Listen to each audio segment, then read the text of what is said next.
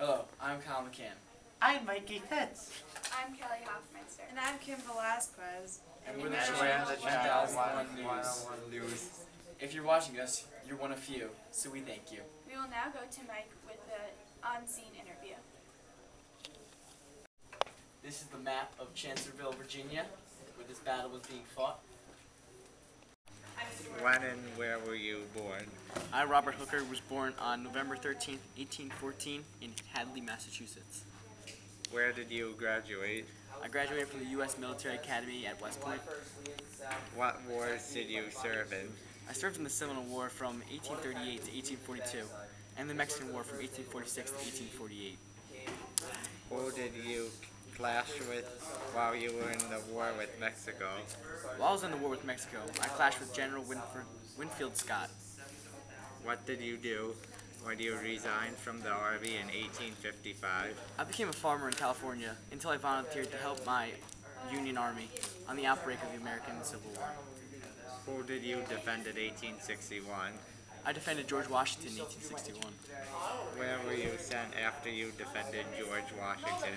I was later sent on an offensive job, and I had an initiative style at the Antietam in September 1862 and Fredericksburg in November 1862. Who selected you to replace Ambrose Burnside as commander of the Army of the Potomac? Funny story, actually Abe Lincoln selected me to replace Ambrose Burnside as the commander of the Army at the Potomac. What was your plan in the Battle of Chancellorsville?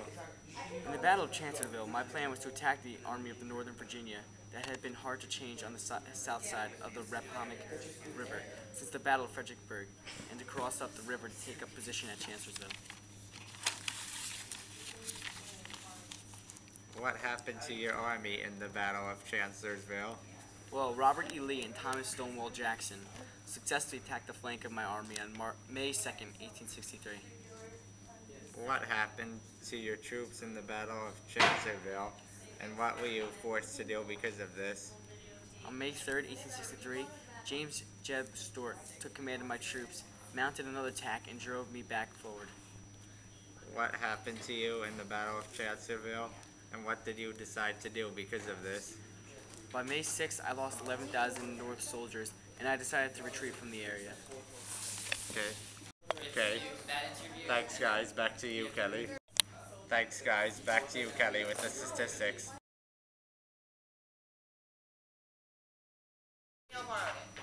Today I'm here to talk to you about the statistics of the battle.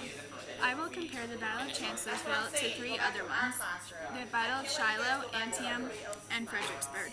The Battle of Shiloh occurred on April 6 to April 7, 1862. The Battle of Antietam occurred on September 16 to 1862. And the Battle of Fredericksburg was on December 11th to December 15, 1862. And finally, the Battle of Chancellorsville took place on April 30th to May 6, 1863. With these dates, we know that the Battle of Chancellorsville was the longest of the four battles. The Battle of Fredericksburg had 100,000 Union soldiers and 72,500 Confederate soldiers. The Battle of Antietam had 87,000 Union soldiers and 45,000 Confederate soldiers. The Battle of Shiloh had 65,000 Union soldiers and 45,000 Confederate soldiers. All leading up to the Battle of Chancellorsville with 97,400 Union soldiers and 57,400 Confederate soldiers. These facts have shown that the Union had the most soldiers in the Battle of Fredericksburg, and the Confederate had the most soldiers also in the Battle of Fredericksburg. In the Battle of Fredericksburg, 9,600 Union soldiers were injured. This number tying with the number of Union soldiers in the Battle of Chancellorsville. The most Confederate soldiers injured were in the Battle of Shiloh with 8,000 soldiers. In the Battle of Shiloh, 13,000 Confederate soldiers were killed. This was more than in the Battle of Chancellorsville, even though there are more soldiers in the Chancellorsville battle overall. The Battle of Chancellorsville had 17% Union soldiers killed and 22% of the Confederate soldiers killed. The Battle of Shiloh had 16% Union soldiers killed and 29% of the Confederate soldiers were killed. The Battle of Antietam had 16% of the Union soldiers killed and 28% of the Confederate. and the Battle of Fredericksburg had 5% Union and 18% of the Confederate soldiers. With these numbers, it looks like the Battle of Shiloh has been the deadliest battle so far. Chancellorsville has been one of the least deadliest battles. I think that the deadliest battle is the Battle of Shiloh, even though it was only one day, it had the most deaths. And now we go to Kim with the medical report.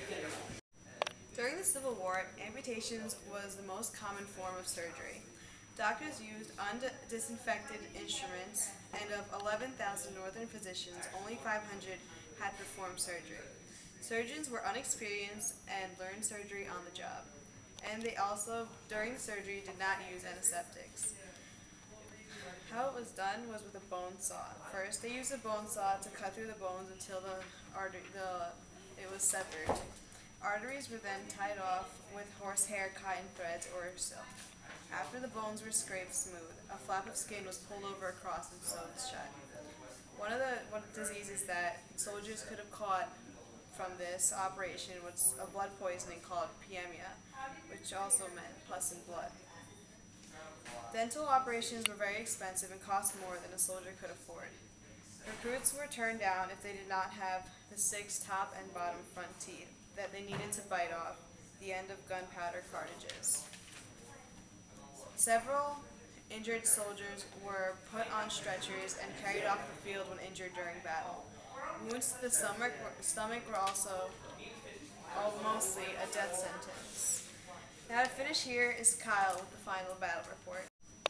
Hello, I'm Kyle McCann, and this is the battle report. Alright, this war takes place in Chancellorsville, Virginia. In charge of the north was Joseph Hooker, down south was Robert E. Lee, and Andrew Stonewall Jackson. The upper hand I would have to give to the north because of their positioning, which could split up the southern army because they're in the woods, and that I think was their plan to do, to split them up and attack. That didn't work out so well because they were flanked by the southern army and Stonewall Jackson. This battle was very significant because it was also known as Lee's greatest victory, but something terrible did happen to him and he lost his right arm. The battle was being fought by the North crossed down to the southern border and tried to attack them. That's the battle report. From Channel 1001 News, thanks for watching. Thanks for watching. Anybody with the attention span to sit through this newscast, we thank you too.